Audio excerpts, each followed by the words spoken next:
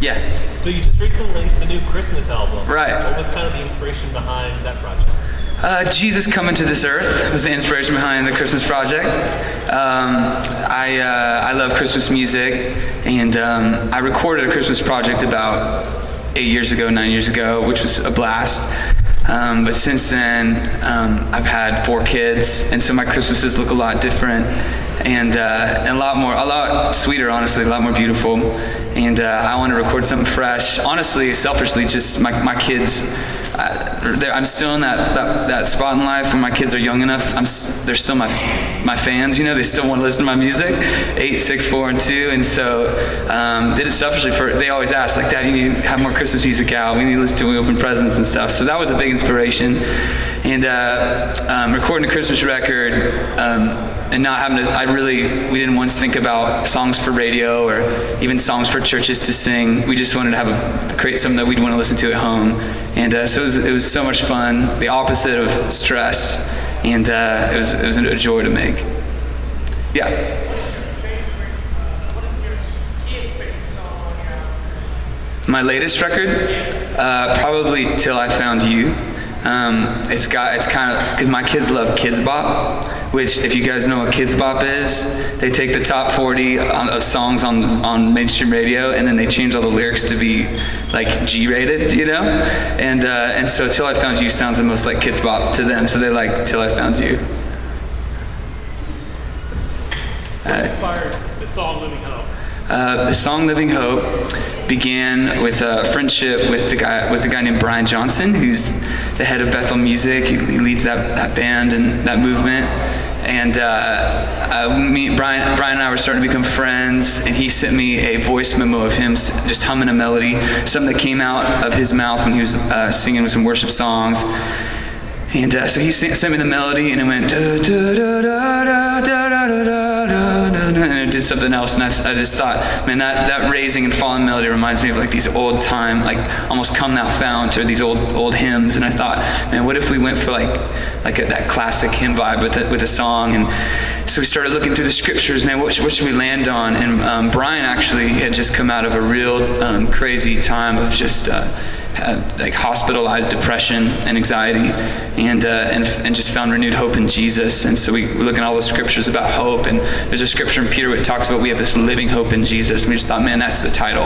And so we had a title before we had one lyric, and we just knew it's going to be Jesus Christ is our living hope. And so then that was the inspiration, and then we went through about 3 months of perspiration, texting back and forth. And I remember the moment when my favorite lyric is on the 3rd verse.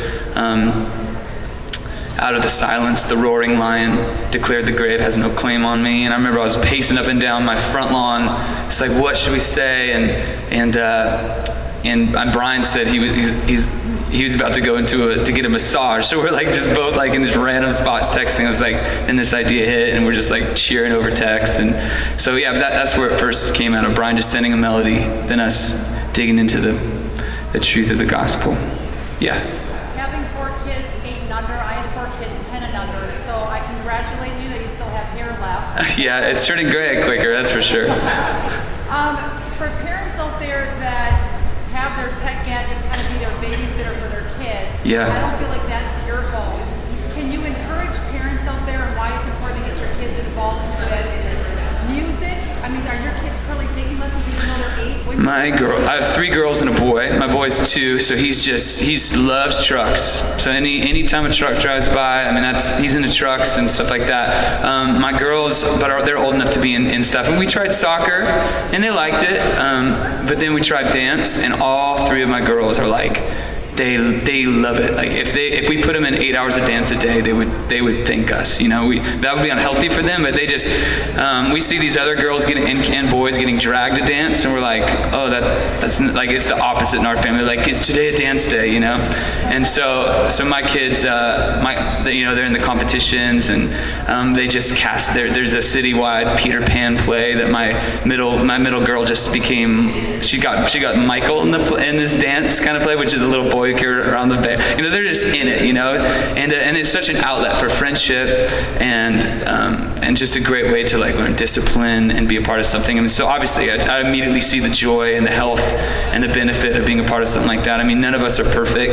I think every day my kids ask if they can watch a show, and so you got to be vigilant and let that Saturday morning is their show day for us.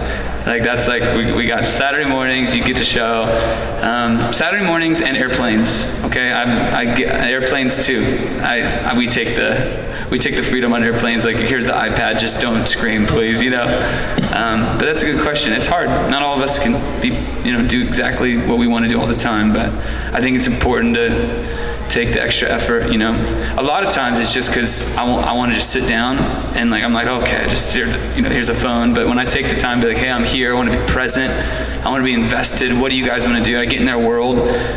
Just taking that step forward, it's like, man, I lay in bed later that day just thinking, I'm so happy that I got into their level. I'm so happy that I took some time with them, and what a better day it became because I played some Barbies with my girls. Yeah, back there. Yeah, my own praise dancing team. Yeah, I just gotta get him some flags. He said basically I have my own praise dance team. Yeah, get him some flags. Yeah, get him some, I don't know, shofars. We'll see what's going on. Just going for it.